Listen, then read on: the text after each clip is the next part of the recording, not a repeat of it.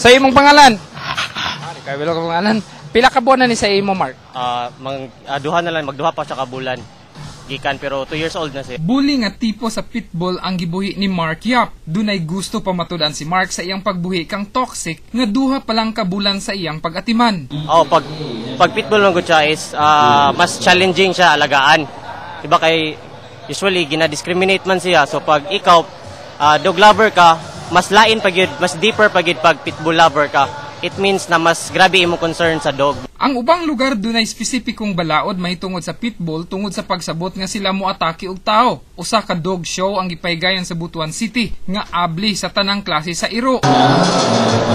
Apan dinhi bida ang mga pitbull. But then we were trying to promote the pitbull breed because it is the breed which is most understood, misinterpreted. They say na ipalayo ang imong pitbull kay basig mamaak, pero basically they're just like any other dog. Gipangunahan sa Butuan City Pitbull Club ang dog show ug suportado sa grupo sa Cebu. Kini ang unang pitbull show sa Butuan City. Rog Cultura, Patrol sa Caraga.